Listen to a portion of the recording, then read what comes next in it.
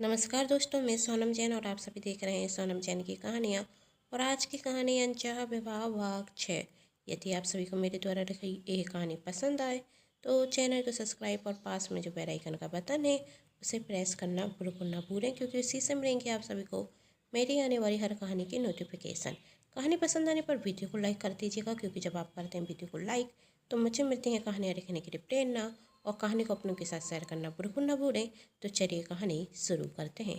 कहानी में अभी तक हम सभी ने देखा रूही की कुंडली में मंगल होने के कारण उसकी सगाई टूट जाती और उसके बाद उसकी शादी होने में परेशानी होती है, जिसके बाद उसकी छोटी बहन रोशनी की शादी कर दी जाती। उसकी तभी मुलाकात वंदना से होती है और वंदना रूही को अपनी देवरानी बनाना चाहती थी, लेकिन उसका देवर चैन शादी के लिए तैयार नहीं था।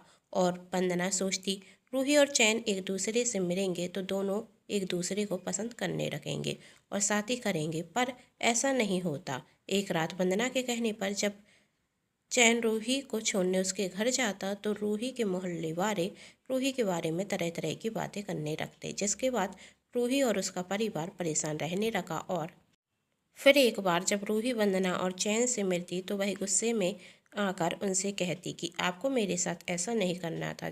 जब इस बारे में चैन को पता चलता तो वह अपनी भाभी से कहता, आप परेशान मत होइए, हर परेशानी का हल होता है। तब उसके बाद वंदना कहती, इसका तो सिर्फ एक ही हल है कि तुम रूही से शादी कर लो। चैन अपनी भाभी की बात मानकर रूही से शादी करने के लिए तैयार हो जाता।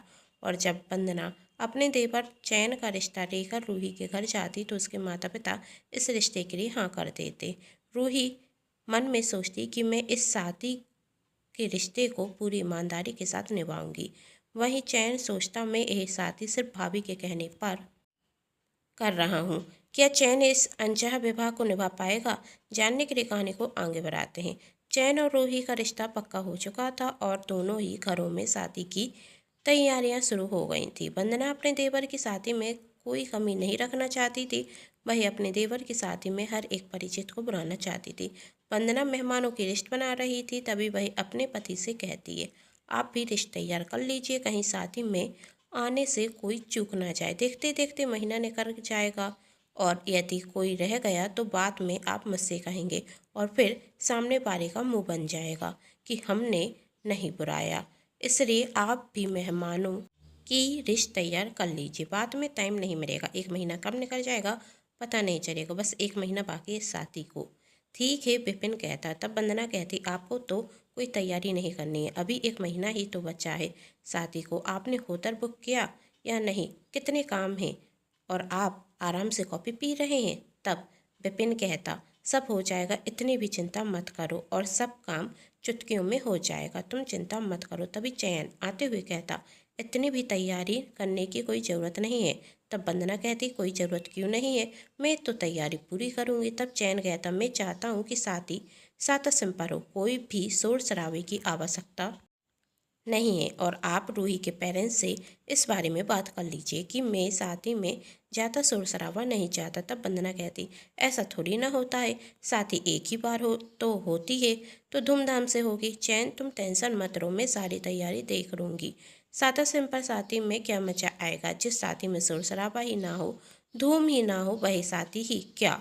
तब चैन ने कहा, भाभी पर मैं शादी में कोई धूम नहीं चाहता, शादी में पैसे बर्बाद करना जरूरी नहीं, मुझे शादी में कोई शोर शराबा नहीं चाहिए। मैं चाहता हूँ कि मेरी शादी में कोई परिचित नहीं आए, शादी हमारे परिवार वालों के बीच में ही होगी। तब वंदना कहती अपने पति से, आप इसे समझाइए ना, ऐसी शादी कौन करता? तब विपिन कहता, चैन सही कह रहा है और इसकी शादी है, वही जिस तरीके से करना चाहे करे। यदि चैन चाहता है शादी में कोई रिश्तेदार नहीं आए तो हमें भी रिश्तेदार नहीं बुलाने चाहिए और तुम रूही के पेरेंट्स से इस बारे में बात कर लो, हमें बीच में नहीं बोलना चाहिए। चैन वहाँ से चला जाता। तब वंदना विपिन से कहती, कम से कम आपको तो समझना चाहिए था। तब विपिन कहता, चैन पहले ही शादी के लिए तैयार नहीं है और मुझे तो लगता है कि ये शादी टिकेगी या नहीं। ऐसा ना हो कि तुम रूही की मुस्कुराए और बढ़ा दो। तब वंदना कहती, ऐसा क्यों कह रहे हैं आप?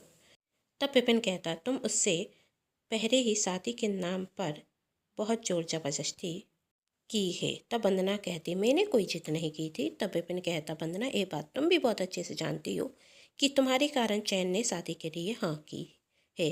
तुम पर कोई उंगली ना उठा सके सिर्फ। अब सब अच्छा ही हो, विपिन कहता और वहाँ से चला जाता। और वंदना मन में सोचती मैं जो कर रही हूँ वह सही तो है ना। अब तो कुछ और हो भी नहीं सकता, भगवान सब अच्छा ही करना। वहाँ रूही के घर पर राखी कहती दीदी मैं आपके लिए बहुत खुश हूँ। दीदी जीजा जी तो बहुत पैसे पा रहे हैं।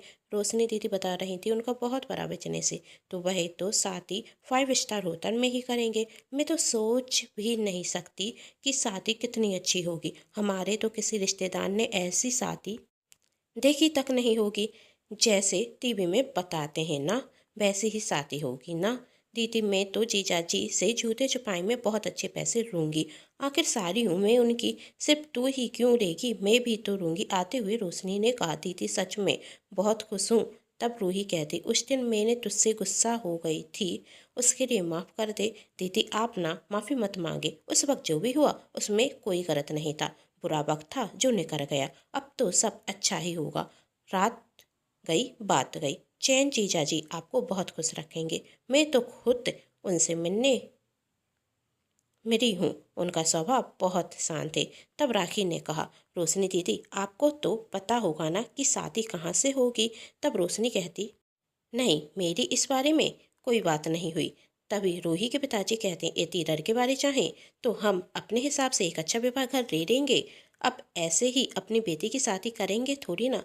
पापा आप ज़्यादा पैसे खर्च मत करना, रूही कहती। तब रूही की माँ कहती हे अरे तू पैसे की चिंता मत कर, हम सब देख लेंगे। तू तो बस अपनी शादी की तैयारी कर, शॉपिंग में किसी भी चीज़ की कमी मत रहने देना। रोशनी तू देखना रूही अपनी सारी शॉपिंग करे, कहीं कोई कंजूसी ना करे। हमेशा दूसरों के लिए सोचती रहती है और हमारी भी तो कुछ इच्छा है जो हम पूरी करेंगे।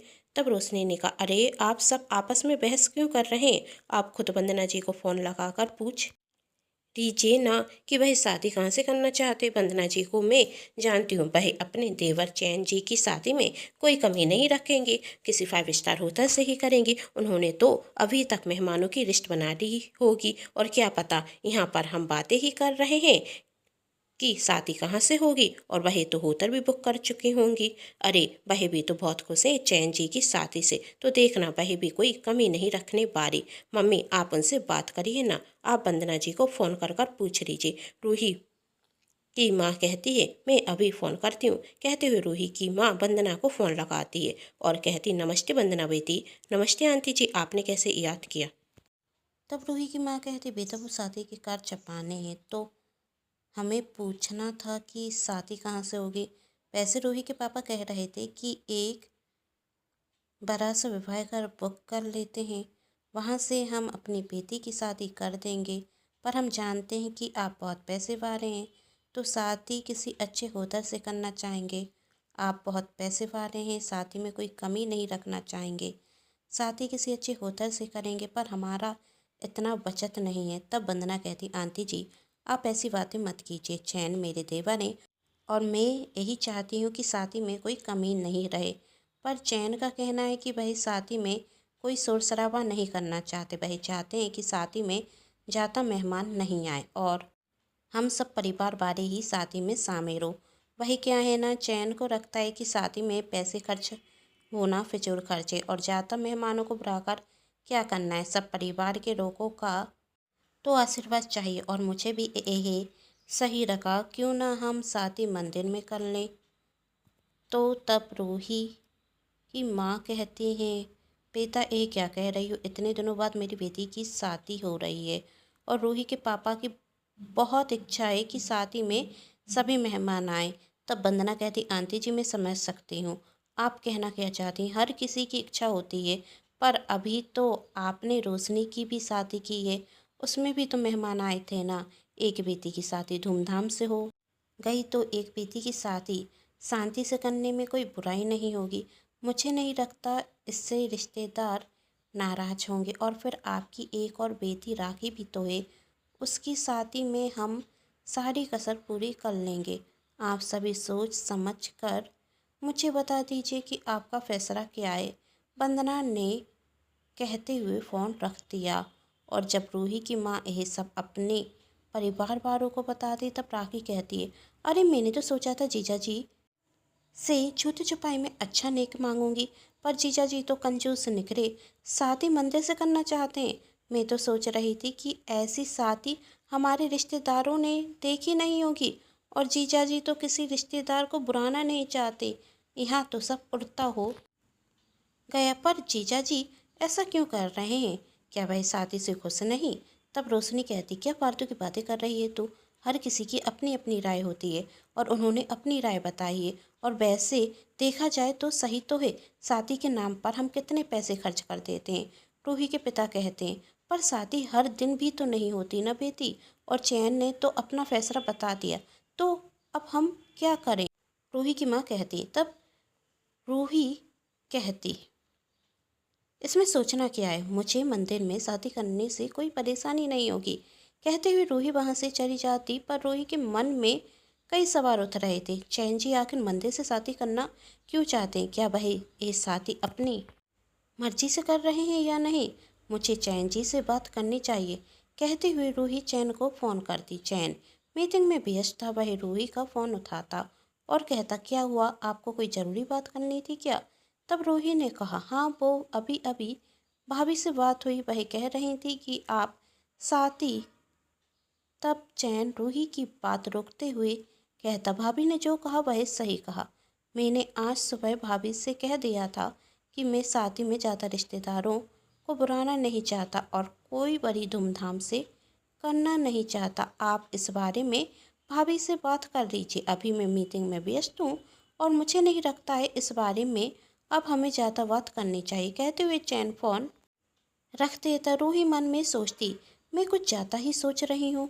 कुछ वक्त पहले मैंने भी तो पापा से यही कहा था कि शादी में ज़्यादा पैसे खर्च करने की ज़रूरत नहीं, तो इसका मतलब तो यह हुआ कि हमारे विचार मिलते जुलते हैं। वैसे भी शादी धूम धड़क्का करने का मतलब पैसे की बर्बादी ही होगी। अभी पापा ने रोशनी की शादी में भी बहुत पैसे खर्च कर दिए हैं और फिर राखी की शादी करनी है। यदि शादी में ज़्यादा पैसे खर्च ना हो तो इसमें हमारे लिए भी तो अच्छा है।